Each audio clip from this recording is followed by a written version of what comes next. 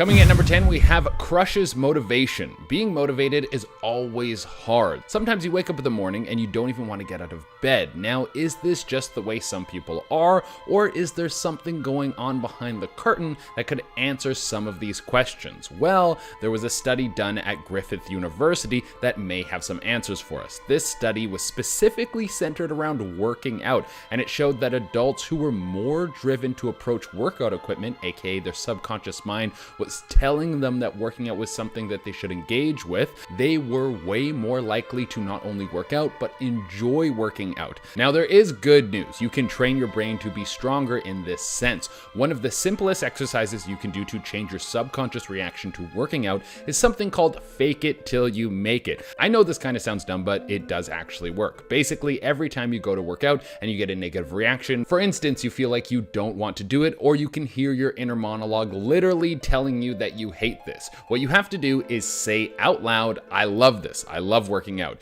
If you continue this process, you will see that over time you will start to build a better relationship, maybe even an attraction to working out. You can also do something like taking something positive and relating it to your workout. For me, I would only listen to my favorite podcast while working out. This made me excited to go to the gym and pop in my earbuds. Coming in at number 9, we have make you weaker. Since we're already here, let's stick in the realm of exercise and see what else we can pull out of our subconscious. Studies have shown that people who focus on negative thoughts before trying a heavy lift at the gym or some sort of difficult workout will perform worse than when they try to think positively about what they're trying to do. In some cases, powerlifters have been able to lift 5% more while focusing on succeeding on the lift. Some of you may have heard of this, but it's called visualization. If you're visualizing things going poorly before you complete a task, you're more likely to be doubting yourself in the moment, and your subconscious mind will actually make you weaker. If you catch yourself in the moment thinking that you can't do something, try to take that moment to picture yourself crushing whatever it is that you're trying to do, and this might just help you. Coming in at number 8, we have cognitive randomness. We like to think that we are constantly in control of our mind and we can put everything in order without any sort of struggle, but in reality, there is so much going on in our mind that we have little say over, and one of those things is called cognitive randomness or intrusive thoughts. This is where a random thought will pop into your mind and you will have zero explanation for it. Now, sometimes this can be a really fun memory that you will be happy to revisit, but other times it will be something that you never wanted to remember again, and for some reason it's floating around in the back of your head, like when some deep, dark memory that you tried to suppress comes flying back into your mind, and it makes your face contort for a moment until you're able to push it back into the dark corners of your mind. Therapy is supposed to help with that, but I think blocking everything out like a 2-year-old who is plugging his ears and screaming at the top of his lungs works so much better. Coming in at number 7, we have control pretty much everything.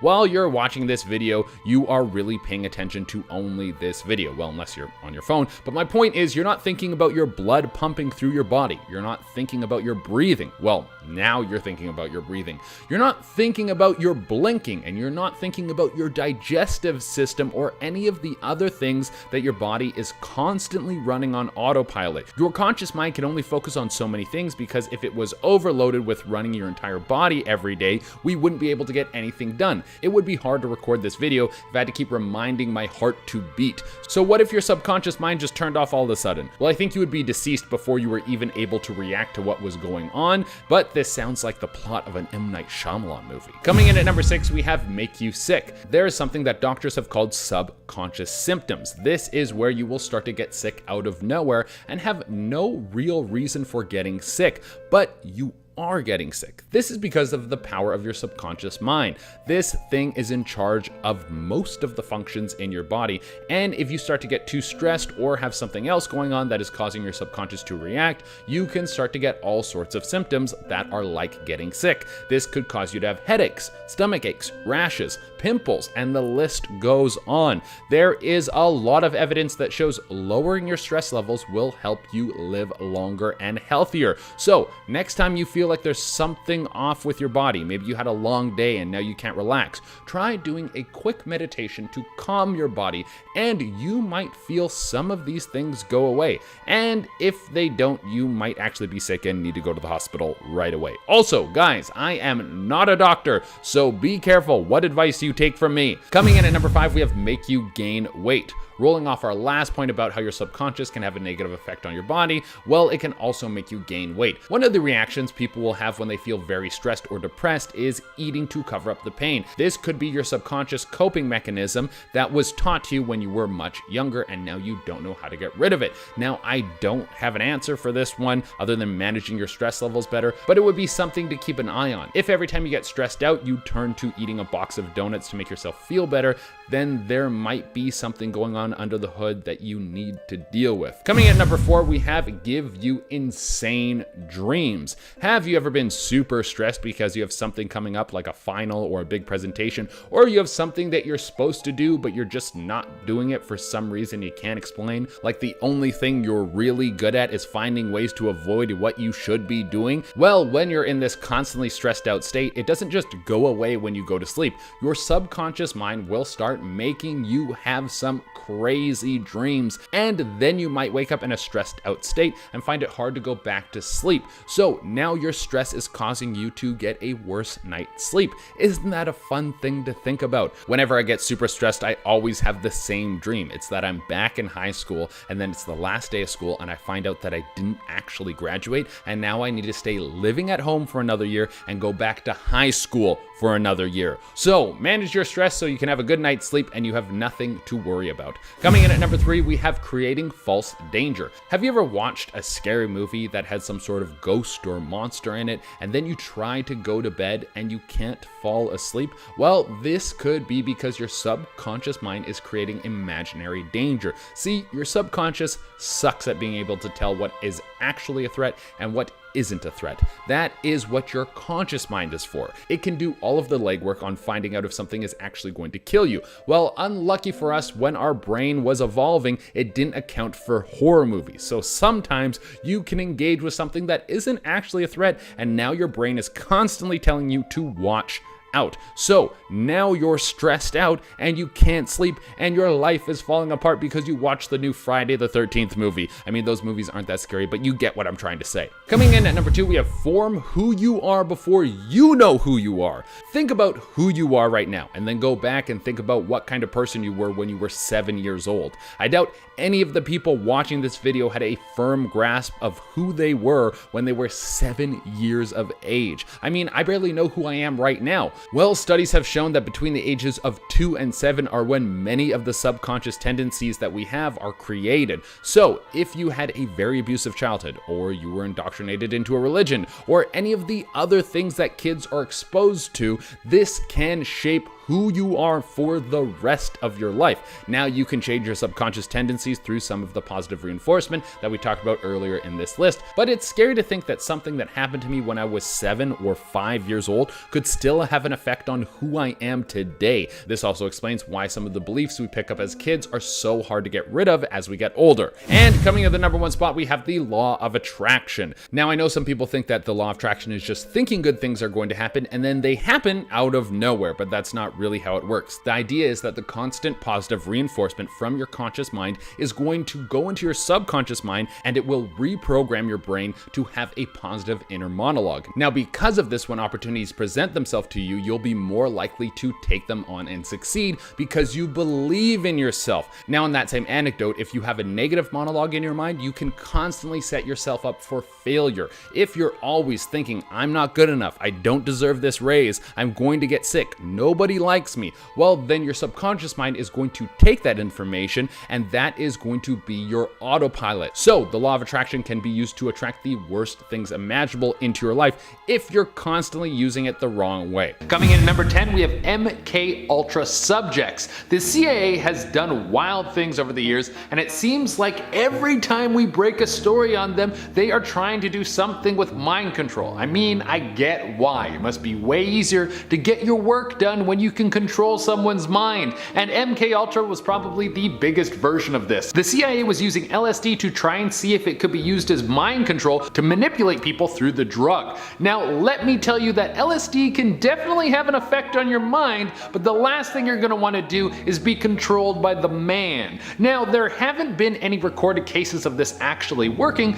but there are a lot of people who think that this was just the trial phase, and since then they've been able to figure it out and have been using using this to control celebrities and politicians. And even though I don't think this is true, people like to come up with conspiracy theories about anything that they don't understand. But there have been some pretty weird videos of celebrities acting weird, but that's probably just celebrities being celebrities. Coming in number 9, we have Patty Hartz. Patty Hartz was kidnapped by the Symbionese Liberation Army, which was a terrorist organization back in the 70s. Patty was from a wealthy family, and it was thought that she had run away from her family to join this group as a form of rebellion, or that she was kidnapped and then would be put up for ransom. Turns out neither was true. She was indeed kidnapped, but they had no interest in holding her for ransom. Instead, the group would constantly abuse and threaten to kill her if she didn't commit crimes. Eventually, she was caught and convicted of bank robbery, but she was eventually pardoned. Coming in at number 8, we have religious fanatics. Now, I'm not talking about any one specific religion. I know for some people, religion is a very beautiful thing, and I think those people can agree that there are other people that use religion as an excuse to commit horrible crimes and attack people, and it doesn't matter what religion we're talking about. There have been people who have bastardized what each religion means so they can brainwash the people around them. There are also people who think it's okay to cover up crimes in the name of God, because if a crime is committed by someone in the church,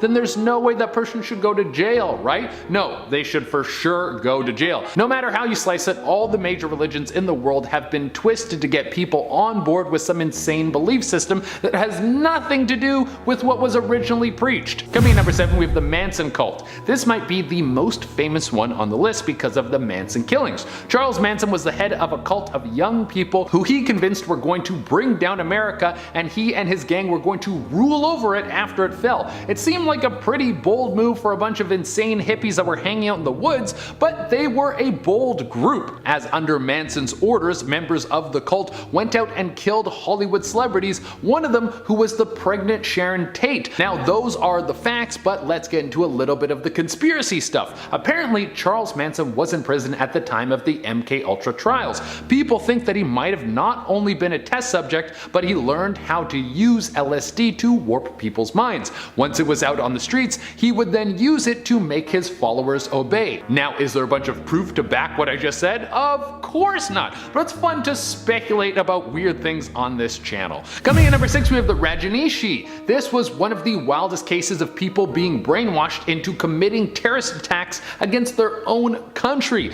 This all dates back to the 80s, when an idol named Rajneesh was facing prosecution in India for having views that were against the status quo. He wanted to take his practice and beliefs elsewhere and thought America would be the perfect place. He managed to buy out an acreage in Oregon and told the authorities that he was going to be using it for agriculture. Well, whenever you give a group of people strong political and spiritual power over thousands, that's when it can go to their heads pretty quickly. The thing is, the Rajneeshi on the compound had no interest in farming. They wanted to almost become a country. The state got wind of this and they launched an investigation. In retaliation, the Rajneeshi started to send out people to poison food and water supplies with salmonella. Over 700 people were infected. When the raid took place on the Rajneeshi land, they found out that people were planning an assassination attempt on the lawyer who was involved in the investigation, and they started stockpiling weapons. Coming in at number 5, we have Elizabeth Smart. When she was only 14 years old, Smart would be taken from her home.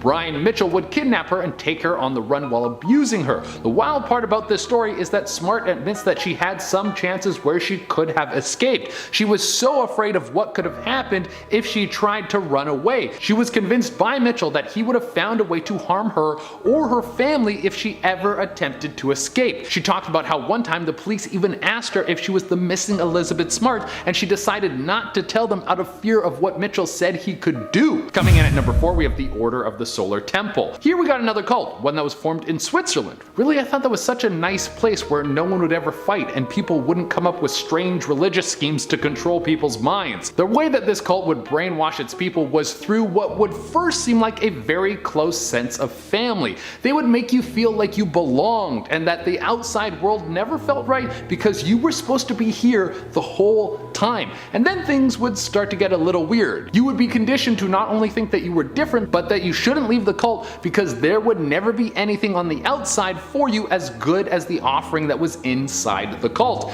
Then, once you were convinced that this was the only family that you would ever have, and that if you ever left you would be rejected by the outside world, you would start to be given tasks to strengthen the cult and your relationship with the cult leaders. This ended when several chapters of the cult participated in a mass suicide where 53 people died.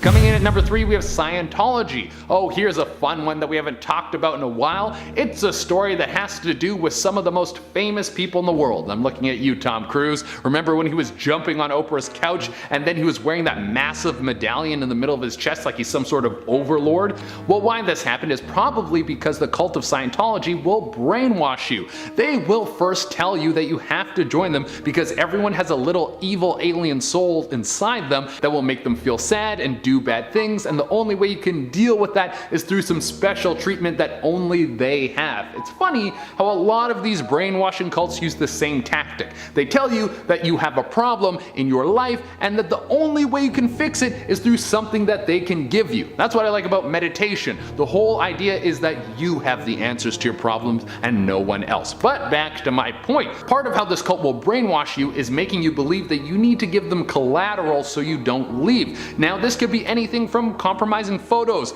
bank information, secrets about your life with physical proof. All of that stuff will be collected, and if you ever say, I don't want to do this anymore, they will expose your secrets, empty your bank account, and ruin your life. Coming in at number 2, we have the Superior Universal Alignment. This was a case where a group of people were all brainwashed by Valentina Andrade. She started spreading the word that she had been contacted by aliens as a child, and they told her that the end of days was coming. They told her that if she did not do anything to spread the word of aliens coming to destroy the world, that she would be destroyed with everyone else. But if she worked hard at spreading the word of the alien race, that she would be accepted into the ranks on Judgment Day, that she would be called into space and saved. She told her followers that if they did the same thing, that they would also be accepted into space with her. She spread the word that Jesus was an alien and the cult would support itself by kidnapping people and then selling their organs on the black market. Eventually, the cult was found and many of the members were arrested and charged, but Valentina was able to escape. And coming in the number 1 spot, we have QAnon. This is probably the most recent case of people getting brainwashed, so some of you may know this story very well, but other people will have no idea what's going on, so let me fill you in. QAnon started as someone posting on 4chan under the username Q. Now, something very important to remember about this story is that 4chan is a website that is really centered around trolling. The reason that this 4chan user had the username Q was because they claimed that they were working for the government and the highest level of government clearance is Q level. Through this account, this person would pop up and basically tell their followers secrets from the government. This was everything from there are alien lizard people who eat babies and they are running the government, to Donald Trump knows about them and is going to destroy them through his presidency. Now, these people believed it so much that they thought they were actually helping save the world by spreading the word of QAnon, even though several people who were on the back end of 4chan have come forward to say that it was all fake and different users had access to the account. But people believed it so much that eventually, with the prompting of Donald Trump, this led to people storming the Capitol. Now, when we reverse engineer this and look back to see where QAnon came from, it came from 4chan, which mostly works around trolling, which I said before. So that being said, convincing people to storm the Capitol with a bunch of fake conspiracy theories, although insanely dangerous and literally treason, is probably the most successful troll/brainwashing of all time. Starting off this countdown, we have James Paul Harris. In April of 2011, a man named James Garrity disappeared without a trace. In fact, it was his lawyer that deals with his social security checks that was like, okay, where the hell is he? Anyways, this mystery wasn't solved until a year later. That's when James's skull was found on someone's property. When the property owners unearthed it, they contacted the police. It was found that the property owner's son, James Paul Harris, was responsible for the other James' death. Apparently, the two were friends and were planning to become roommates together, but they got into a fight and he shot James in the stomach. To make matters worse, he kept his head and used it in voodoo rituals. He literally would have gotten away with it too if it wasn't for his dad's girlfriend that found the skull and then reported it. So thank gosh for her. In our 9th spot today we have Julia Brown's curse. In the early 20th century, Julia Brown was a well-known healer and voodoo priestess. She would travel to a bunch of villages to perform different rituals for people. She became quite the hit, but eventually people started to take advantage of her. Now, here's a quick tip. Don't mess with people who know voodoo, like don't cross them, you don't know the powers that they hold. Anyways, in 1915, a week before her death, she confessed that she was going to curse the town. In fact, she had this song that she would sing, and it goes like this: "One day I'm gonna die and I'm gonna take all of you with me." I'm not making this up, apparently she would sing this over and over to herself. And guess what? Her curse came true.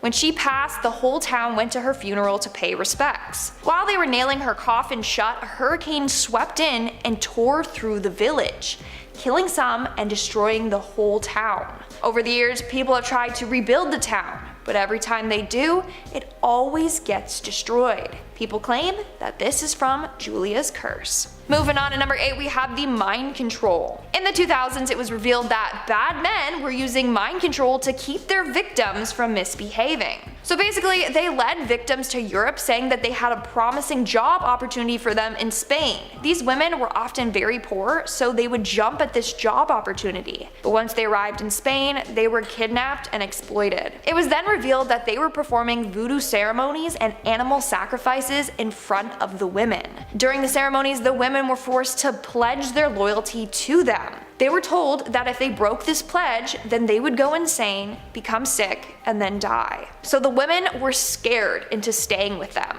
In July of 2015, the people behind this were caught and arrested. But still, that's pretty scary and disturbing. In our 7th spot, we have the Miami election. Back in 2013, voodoo was used to disrupt a Miami election. So during Anna Pierre's run, she found a bunch of voodoo items outside of her campaign office. The items included candles, chicken feathers, scraps of food, pennies, and a number of voodoo dolls with pins in them. I'm just hoping that she didn't touch any of the items, okay? That is absolutely frightening. But it didn't scare her. Instead, she announced to the media that this person's attempt to get her out of the race wouldn't work and that she was not backing down. In the end though, she did lose the election. Maybe this voodoo ritual had something to do with that.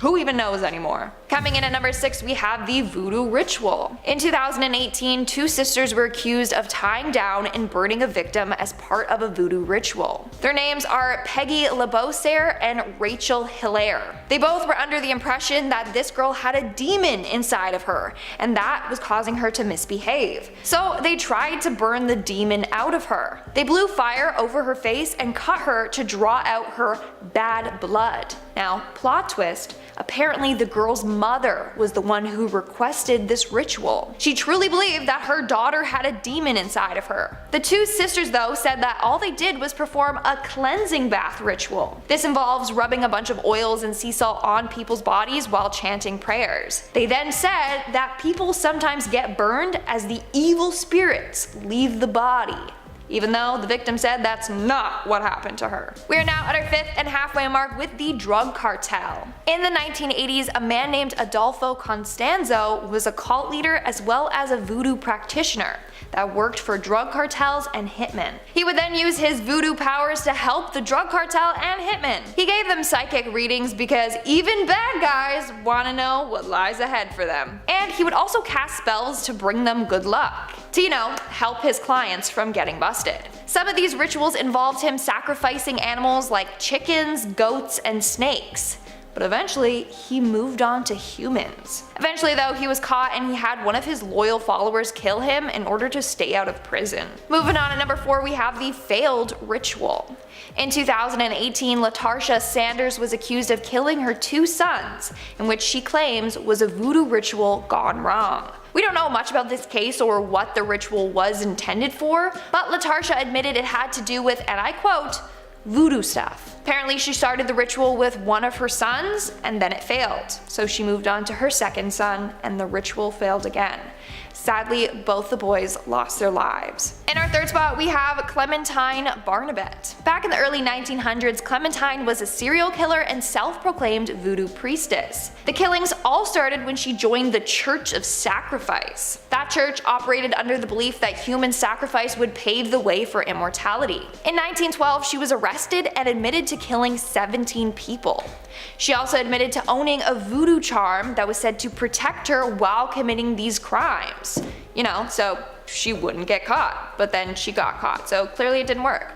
She was involved in some pretty gruesome killings. It's really crazy and also very sad. In our second spot, we have Reverend Willie Maxwell. Reverend Willie Maxwell was a voodoo priest that many people feared. Because so many people feared him and his voodoo abilities, it let him get away with a number of murders.